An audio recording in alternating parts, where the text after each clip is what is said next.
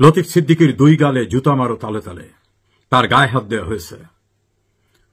কয়েকজন মুক্তিযোদ্ধাকে পিটিয়ে পিটিয়ে সেখানে ফেলে দেওয়া হয়েছে।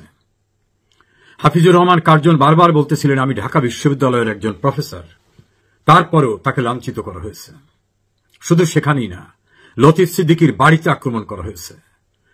এই মবের কাছ থেকে তাদেরকে উদ্ধার করে, মবের সঙ্গে জড়িতদের গ্রেপ্তার না করে তাদেরকে গ্রেপ্তার করে ডিবি অফিসে নিয়ে যাওয়া হয়েছে।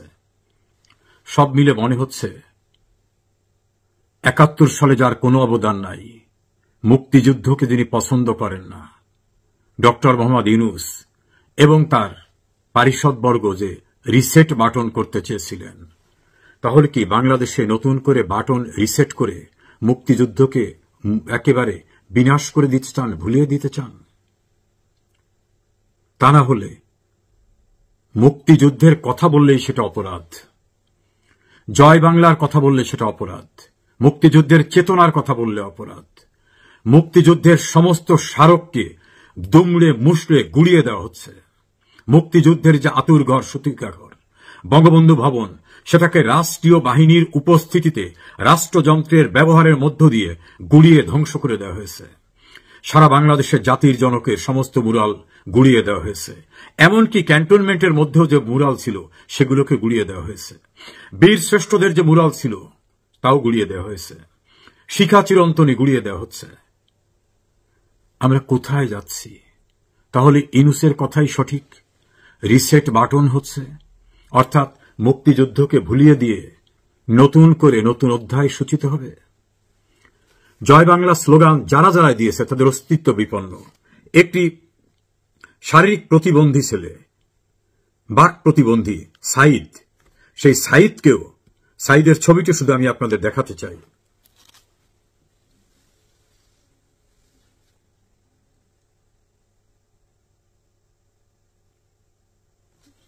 কথা বলতে পারে না, শারীরিকভাবেও প্রতিবন্ধী, কোন রকম এলোমেলো ভাবে জয় বাংলাটা বলে। এই জয় বাংলা বলা এত বড় অপরাধ যে তাকে গ্রেপ্তার করে নিয়ে যাওয়া হচ্ছে। আমার মনে পড়ে জয় বাংলা বলা সবচেয়ে বড় অপরাধ ছিল পশ্চিমা হানাদার বাহিনীর কাছে। আজকে সেই জয় বাংলা সেরকম ভাবে অপরাধের স্লোগান হয়ে দাঁড়িয়েছে। একসময় জয় বাংলা ছিল মুক্তিযোদ্ধাদের প্রাণ সঞ্চারী স্লোগান, তাদের শক্তি সঞ্চয় করত জয় বাংলা স্লোগান দিয়ে। আজ মুক্তিযুদ্ধের সমস্ত অধ্যায়কে নিষিদ্ধ করে দেওয়া হচ্ছে। পাকিস্তান স্টাইলে ইনকিলাব জিন্দাবাদ দেওয়া হচ্ছে স্লোগান। বীর মুক্তিযোদ্ধা ফজলুর রহমানের বাড়ির সামনে পতিতালয়, বেশ্যাখানার মহিলাদের মতো এক মেয়ের কণ্ঠে তার ফিমেল অর্গান উচ্চারণ করে স্লোগান দেওয়ার ঘটনা দেখছি। এ কোথায় আমরা? বীর মুক্তিযোদ্ধা জিলাই খান পান্না বলেছেন, এখনই শেষ সময়, আর সময় নাই মুক্তিযোদ্ধাদের ঐক্যবদ্ধ হওয়ার। তিনি হয়তো ৭১-এর মতো প্রস্তুতি নেওয়ার কথা বলতে চেয়েছেন। টেলিভিশনে সোচ্চার কথা বলছেন গণমাধ্যম ব্যক্তিরা। মঞ্জুর আলম পান্নাকেও আজ রিপোর্টার্স ইউনিটি থেকে নিয়ে আটকে রাখা হয়েছে ডিবি কার্যালয়ে। একজন সিনিয়র সাংবাদিক গণমাধ্যমে মুক্ত কথা বলেন, এটা তার অপরাধ। কোথায় যাচ্ছে দেশটা? পাকিস্তানের কয়েক মন্ত্রী আসার পরই জোরদার হয়ে উঠেছে স্বাধীনতা বিরোধী চক্র। মুক্তিযুদ্ধের বাংলাদেশের আর রাখতে চায় না। ৭১-এর পরাজয়ের প্রতিশোধ নিতে চায়, সেজন্যই পাকিস্তানিদের আনাগোনা এবং এদেশে ঘাপটি মেরে থাকা সেই পাকিস্তানিদের উত্তরসূরিরা নতুন উদ্যমে শুরু করেছে।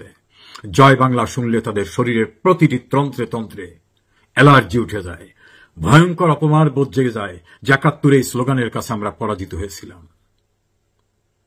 এই দেশটা জয় বাংলা স্লোগানের সঞ্চারিত ধ্বনিতে মুক্তিযোদ্ধারা স্বাধীন করেছিল। বঙ্গবন্ধুর নেতৃত্বে এই দেশ স্বাধীন হয়েছে। ৩০ লক্ষ মানুষের রক্ত, ২ লক্ষ মা বোনের সম্ভ্রমের বিনিময়ে এই দেশটা স্বাধীন হয়েছে। আজ সব ধ্বংস করে দিতে চায়। এই দেশটাকে আবার পাকিস্তান বানাতে চায়। ডক্টর ইউনূসের যে রিসেট বাটন, মানে নতুন করে সব বাটন, অতীতের সব মুছে দিয়ে নতুন কিছু করতে চায়। না হলে মুক্তিযোদ্ধাদের অপরাধ কি? মুক্তিযোদ্ধারা একত্রিত হতে পারবে না।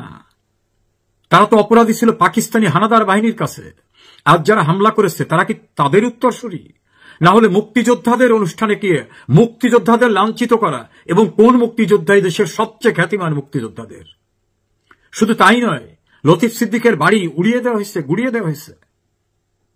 মুক্তিযোদ্ধাদের সর্বময় কমান্ডার যিনি ছিলেন বঙ্গবন্ধু, তার বাড়িও তো গুড়িয়ে দেওয়া হয়েছে।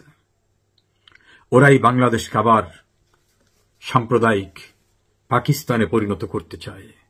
আজ অনিবার্য সময় হয়ে এসেছে আমাদের ঐক্যবদ্ধভাবে তাদের মোকাবেলা করার। যারা দেখেছেন তাদের নয়, যারা দেখেননি তাদের উদ্দেশ্যে ছোট্ট একটি ক্লিপ দেখাতে চাই।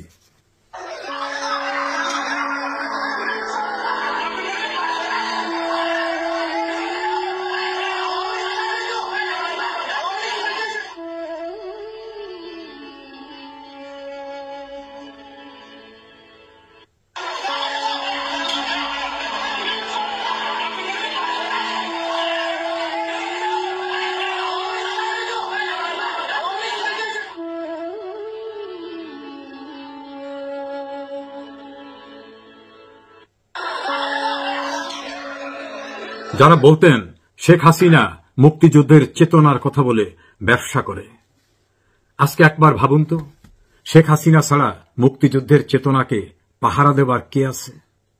একবার চিন্তা করুন তো, যুদ্ধ অপরাধীদের বিচার করে তাদের ফাঁসির রায় কার্যকর করা শেখ হাসিনা ছাড়া কে ছিল? একবার ভাবুন তো, জয় বাংলা স্লোগানকে জাতীয় স্লোগানে পরিণত করা শেখ হাসিনা ছাড়া কারো পক্ষে সম্ভব ছিল? মুক্তিযুদ্ধের সমস্ত স্মারক রক্ষা করা, প্রতিটি জেলায় জেলায় মুক্তিযোদ্ধাদের জন্য জাদুঘর করা, মুক্তিযোদ্ধাদের জন্য বীর নিবাস শেখ হাসিনা ছাড়া কে করে? যারা শেখ হাসিনাকে চেতনার ব্যবসায়ী বলতেন, কোথায় তারা আজকে? যারা বলতেন শেখ হাসিনা জয় বাংলা জাতীয় স্লোগানকে দলীয় স্লোগানে পরিণত করেছে, আজ তো শেখ হাসিনা নাই। যারা বলতেন বঙ্গবন্ধু আমাদের সকলের সম্পদ, শেখ হাসিনা ব্যক্তিগত সম্পদে পরিণত করেছেন, আজ কোথায় তারা? মুক্তিযোদ্ধাদের মর্যাদা দেওয়ার ক্ষেত্রে বলতেন এটা আওয়ামী লীগের একক দায়িত্ব না, আজ তো আওয়ামী লীগ নেই, আপনারা কোথায়? এই যারা চেতনার ব্যবসায়ী বলতেন, আজ তারা কোথায়? ঘৃণা হচ্ছে, লজ্জা হচ্ছে আপনাদের, বুঝতে পেরেছেন? অ্যাডভোকেট ফজলুর রহমান যিনি বীর মুক্তিযোদ্ধা, তিনি সঠিক বলেছেন, শেখ হাসিনা দেশ থেকে চলে যাওয়ার পর প্রমাণিত হয়েছে মুক্তিযুদ্ধের চেতনা রক্ষা করার জন্য শেখ হাসিনা ছাড়া অন্য কেউ বিকল্প নাই। ডক্টর ইউনূস এবং তার সহযোগীরা পাকিস্তানের পরাজয়ের প্রতিশোধ নিতে তাদের উত্তরসূরি হিসাবে কাজ করছে। এখনো যাদের বুঝতে বাকি আছে তাদের আর কোনোদিন চৈতন্যোদয় হবে না। ৭১-এর মতো আবার ঐক্যবদ্ধ হওয়ার সময় চলে এসেছে। বীর মুক্তিযোদ্ধা জেডাই খান পান্না বলছেন এখন শেষ সময় মুক্তিযোদ্ধাদের ঐক্যবদ্ধ হওয়ার। আমি বলবো শুধু মুক্তিযোদ্ধা না, মুক্তিযুদ্ধের চেতনায় যারা বিশ্বাস করেন, যে যে দলই করেন না কেন, আমাদের এখন একটাই দল, আমরা মুক্তিযুদ্ধের পক্ষের শক্তি। আমাদের এখন ঐক্যবদ্ধ হয়ে ৭১-এর পরাজয়ের প্রতিশোধ যারা নিতে চায় তাদের অস্তিত্ব বিনাশ করে দিতে হবে। পৃথিবীর কোন দেশেই বিজয়ী এবং বিজিতরা, অর্থাৎ যারা জিতেছে এবং যারা পরাজিত, তারা একত্রে থাকে না, তাদের বিনাশ করে দেওয়া হয়। বঙ্গবন্ধু মহান নেতা ছিলেন, কঠোর হতে পারেননি, কঠোর হননি, কিন্তু রাজনীতির যে সূত্র, সেই সূত্রে পরাজিতদের ছেড়ে দিলে তারা কখনো না কখনো সবল মারেই। আজ বাংলাদেশে সেটাই দৃশ্যমান। যে যে দলই করেন না কারো, যারা লাল সবুজের পতাকায় বিশ্বাস করেন, হিন্দু মুসলিম বৌদ্ধ খ্রিস্টানের অসাম্প্রদায়িক বাংলাদেশে বিশ্বাস করেন, যারা আমার স্বাধীন সার্বভৌম রাষ্ট্রে বিশ্বাস করেন, যারা পাকিস্তানের নির্মম নির্যাতন অত্যাচার, আমার বাবনকে ধর্ষণ করা, আমার ভাই বোনদের ৩০ লক্ষকে হত্যা করায় ঘৃণা জানান, তাদের আজ ঐক্যবদ্ধ হওয়া ছাড়া কোনো উপায় নাই। না হলে আমাদের অস্তিত্ব বিপন্ন হয়ে যাবে। আসুন ঐক্যবদ্ধ হই, এখন আর বসে থাকার সময় নয়। আমাদের দল মুখ্য না, আমাদের ঐক্যের সূত্র একটাই, আমাদের মুক্তিযুদ্ধের চেতনা, আমাদের জয় বাংলা। লতিফ সিদ্দিকীকে অনেকে বলে গায়ে হাত তোলেনি, কিন্তু গায়ে হাত তোলার বাকি আর রাখেনি। যেভাবে অপমান করেছে, মুখে যা বলেছে এবং বারে বারে হাতের কবজি ধরেছে, বলে এই চেয়ারে বসেন, উঠে বলে ওই চেয়ারে বসেন, মানে একদম সামনাসামনি লতিফ সিদ্দিকীর দুই গালে জোতা মারো তালে, মানে আরো নানা রকম অকথ্য কথা যেগুলো আসলে বলা যায় না। সেখানে পরে পুলিশ করলো কি, পুলিশ ৩ জনকে ধরলো। একজন হচ্ছেন এই লতিফ সিদ্দিকী, ডক্টর কামাল হোসেনের যাওয়ার কথা ছিল, তিনি যে পৌঁছেননি। যারা এখান পান্নাও একটু দেরিতে গিয়েছেন, এই কারণে যেতে পারেননি। তো লতিফ সিদ্দিকীকে ধরা হলো। তারপরে ঢাকা ভার্সিটির আইন বিভাগের একজন অধ্যাপক, আমি নামটা মনে করতে পারতেছি না, এবং ওই যে ইউটিউবার মঞ্জুরুল আলম পান্না, তাকে ধরা হলো। এই পান্নার বিষয়ে অনেকের অভিযোগ থাকলেও ভাই, এগুলো তো তার মত প্রকাশ স্বাধীনতা, তাই না? আমরা যেভাবে চিন্তা করি সে তো সেভাবে চিন্তা নাও করতে পারে। এখন এই তিনজনকে ধরা হলো এবং তখন আমি প্রতিবাদ করেছিলাম সকালবেলা যে যারা মব ভায়োলেন্স করলো তাদেরকে আপনারা কিছু বললেন না, আপনারা এখান থেকে নিয়ে গেলেন তিনজনকে, লতিফ সিদ্দিকী, অধ্যাপক এবং মঞ্জুরুল আলম পান্না, এই তিনজনকে নিয়ে গিয়েছেন। এখন পরে অনেকেই বললো যে ভাই এই তিনজনকে নিয়ে গিয়েছিল নিরাপত্তার জন্য, নিরাপত্তার জন্য নিয়ে গিয়েছিল, না হলে তো এই মব ভায়োলেন্স তাদেরকে হয়তো আরো মারতো, আরো পদস্থ করতো ইত্যাদি। কিন্তু না, আমার আশঙ্কায় সত্য প্রমাণিত হলো। সেটা হচ্ছে যে চ্যানেল ওয়ান একটি খবর, আপনারা জানেন যে চ্যানেল ওয়ান মিডিয়া, মামুনের মিডিয়া, তারেক রহমানের বন্ধু মামুনের মিডিয়া, সেই চ্যানেল ওয়ানের একটা খবর, সেটা হচ্ছে যে ডিআরইউ থেকে আটক 15 জনের বিরুদ্ধে সন্ত্রাস বিরোধী আইনে মামলা হচ্ছে। মানে ঢাকা রিপোর্টার্স ইউনিটি থেকে যে আটক হয়েছে 15 জন, এই 15 জনের বিরুদ্ধে সন্ত্রাস বিরোধী আইনে মামলা হচ্ছে। চ্যানেল ওয়ানকে জানালেন অতিরিক্ত কমিশনার ডিএমপি, ঢাকা মহানগর পুলিশের অতিরিক্ত গোয়েন্দা কমিশনার জানিয়েছেন যে এই লতিফ সিদ্দিকী, মঞ্জুরুল আলম পান্না সহ আরো যে 15 জনকে আটক করা হয়েছে তাদের বিরুদ্ধে সন্ত্রাস বিরোধী আইনে মামলা হচ্ছে। মানে সন্ত্রাস বিরোধী আইন, তারা কি ওখানে সন্ত্রাস করতে গিয়েছিলেন? তারা ওখানে গিয়েছিলেন একটা গোল টেবিল বৈঠকের জন্য ঢাকা রিপোর্টার্স ইউনিটিতে। ঢাকা রিপোর্টার্স ইউনিটিতে যেভাবে হল ভাড়া করতে হয় সেই নিয়ম কানুন মেনে সেখানে গিয়ে অনেককে দাওয়াত দিয়ে বসে কিছু লোক একটা আলোচনা করবেন যে কেন 72-এর সংবিধান গুরুত্বপূর্ণ এবং কেন এটাকে বাদ দেওয়া উচিত নয়। তারা তাদের মতামত দিবেন, সরকারের ইচ্ছা সরকার রাখলো না রাখলো, গণতান্ত্রিক রাষ্ট্র, মত প্রকাশের অধিকার। না, সেখানে গিয়ে কিছু লোক হামলা করলো, তাদেরকে না ধরে পুলিশ ধরলো এই লতিফ সিদ্দিকীদেরকে, এখন আবার বলতেছে যে এরা সন্ত্রাসবাদ করতে সেখানে গিয়েছিলেন। জেডাই খান পান্না কি বলছেন জানেন? বলছেন যে আইন নতুন করে শিখছি, আসলে নতুন করে শিখছি। যেই শেখ হাসিনা 14 বছর ধরে যা যা করেছেন, 14 বছর ধরে শেখ হাসিনা স্বৈরাচার হওয়ার জন্য যা যা কুকর্ম করেছেন, এখন আমরা এই তা কর্ম দেখতে পাচ্ছি। এখন আমি যদি বলি যে তাহলে শেখ হাসিনার সঙ্গে এখানে পার্থক্য কোথায়, তাহলে তো অনেকে আমার উপর রাগ করবেন। চ্যানেল ওয়ান লিখেছে লতিফ সিদ্দিকী, অধ্যাপক হাফিজুর রহমান কার্জন সহ এবং মঞ্জুরুল আলম পান্না সহ আটক 15 জনের বিরুদ্ধে সন্ত্রাস বিরোধী আইনে মামলার প্রস্তুতি নিচ্ছে পুলিশ।